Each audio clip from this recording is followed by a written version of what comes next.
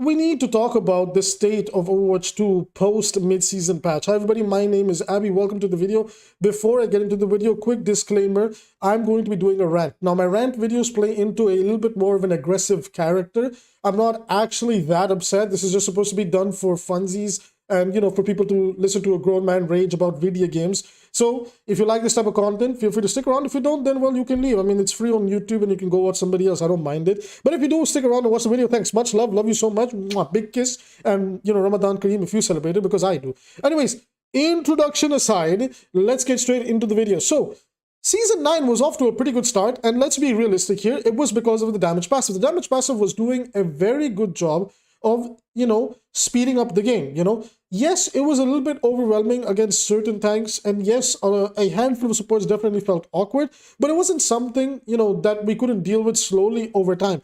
However, rather than dealing with it slowly over time, Blizzard just decided that not only would they nerf the DPS passive, they would buff sustained based healing abilities within the game, and that led to the problem that I'm about to talk about today. And, you know, while I could talk about numbers and statistics and all this type of stuff, the best way that I can summarize it is the game literally just feels like we're back in Season 8.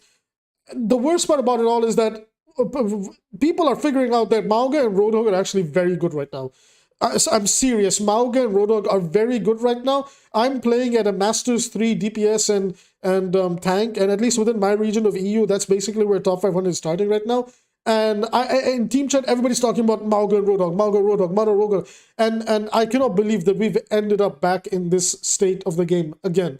Two of the worst characters that we could have asked to be meta. Like, who would have seen that coming, right? On the other side of things, support, honestly, it just feels like healing is powerful again. And the DPS, like, passive nerf, it feels like it doesn't do anything. Even if I'm fighting somebody, I was actually in a situation today where I was 1v2ing like a pocketed target, like a Mercy was pocketing this soldier and I was Genji. I felt like I couldn't kill the target. So it was like, what was the point of the DPS passive if I just can't fight these targets anymore, you know? And again, that's a summarized, you know, interaction. That's me speaking about that interaction in a summarized way. Obviously, there was other things going on too, but I'm trying to get through this video. However, there was also a handful of other things that I noticed. For example, you know, the state of damage feels really awkward. A lot of characters are actually kind of oppressive. Like Torbjorn and Symmetra are decent now. They're actually pretty damn strong in the right circumstances. Symmetra is back as the King of the Hill surprise pick that catches everybody off guard and takes control of those maps. And even in like the Flashpoint game modes like Surasa and New Junk City, she's actually not that bad in those cases too. Torbjorn, however, you guys know, whoever followed this channel, y'all know I hate Torbjorn with a passion. Torbjorn is not only so easy to play, what he's able to do, what he's capable of doing, and the fact that his turret applies the DPS passive, it is ridiculous. Torbjorn is so strong right now. I legit went on a 13-game winning streak, and anytime I had to defend the map, man, you best believe I hard-locked that Torbjorn and destroyed lobbies. Seriously, Blizzard, how did you guys allow Torbjorn to be strong again? Now, my individual hero ranting aside, there's one philosophy that I want us to consider and talk about as this video goes on. The point of the DPS passive when it came out, the 20% healing reduction, was so that fights could end. Alec Dawson in the balance team had stated that, or Aaron Keller, I believe as well, stated that the reason the DPS passive was being implemented was two things. Number one, the damage roll was feeling cosmetic and they wanted them to have agency and feel like a threat, which was achieved, by the way, in Season 9 before the mid-season patch. And number two, they wanted team fights to end because in their opinion, team fights were getting drawn out. And I agree.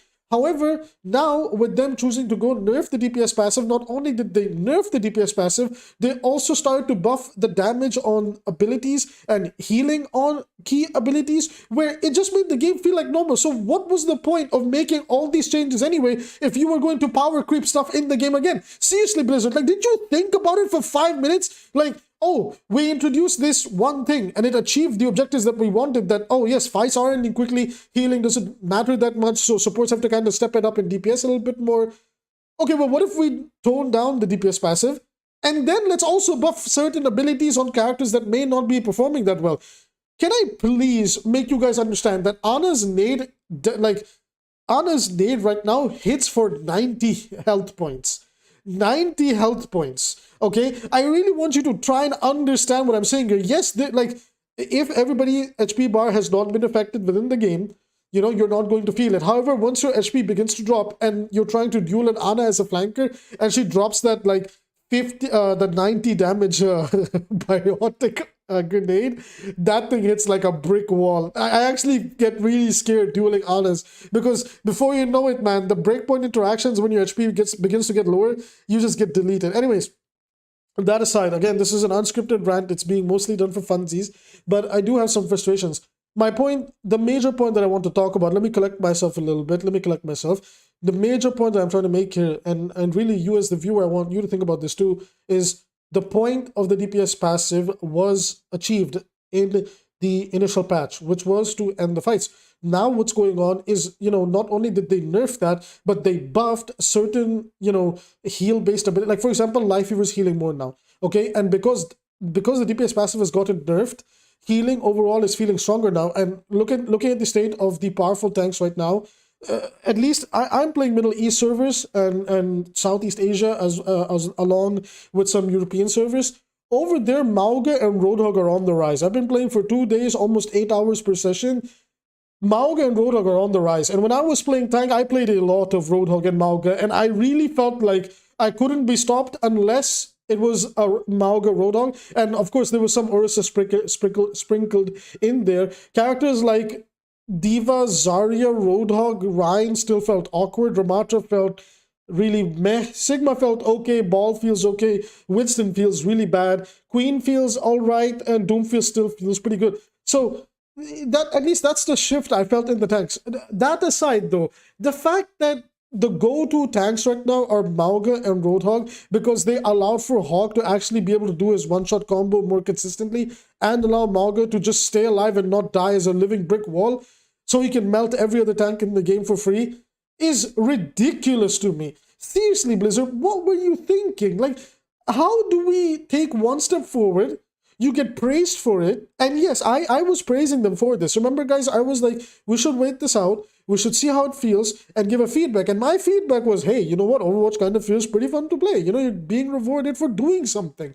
No, now it's all about being reactionary again. And especially like looking at the tank lines that are, you know, being played. Look, I'm, with all due respect, Roadhog and 𝐒𝐈𝐓, they're just like, they're very boring to play. I can enjoy some Roadhog here and there, but I'm sorry, man, like 𝐒𝐈𝐓 is just absolutely brainless to play. Just look at the other tank, delete him, walk in, pressure other people to run away or secure free kills because you're an unkillable wall. How did we end up in this state again? And it feels impossible to kill him with the way they changed the way his lifesteal works, along with the nerf DPS passive. And that brings me to my biggest hot take. DPS is back to being a cosmetic role. I'm gonna say it. You're more than welcome to disagree with it, but DPS is back to being a useless role again, because yes, the way that they changed up the game, the way that some stuff was thrown around and what is being played right now, it really feels like, again, the healing is too difficult to cut through. At least that's in my experiences. Now, I could be wrong, and whenever I'm wrong, I'm more than happy to, you know, talk about it and get some advice or whatever the case might be. But at least in my experiences, I'm just feeling like, damn, we kind of just went back to the game just feels like the end of Season 8. At least that's what I feel personally. I would love to hear how your guys' games are going, because for me, it's constantly 𝐒𝐈𝐓 and Roadhog. And, you know, Roadhog can be killed, but 𝐒𝐈𝐓 feels unkillable. And, man, like, the rise of 𝐓𝐈𝐈 players. I really, really dislike 𝐓𝐈𝐈. It's so tiring to play against. It's so tiring to play against. I don't know. I'm not a fan of the changes that were made.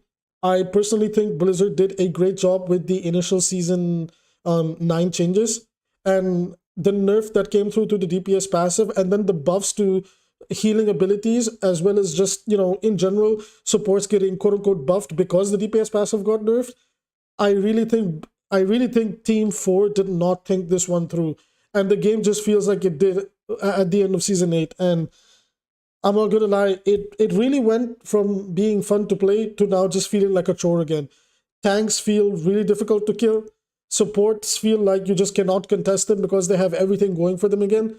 And DPS is going back to being the cosmetic role.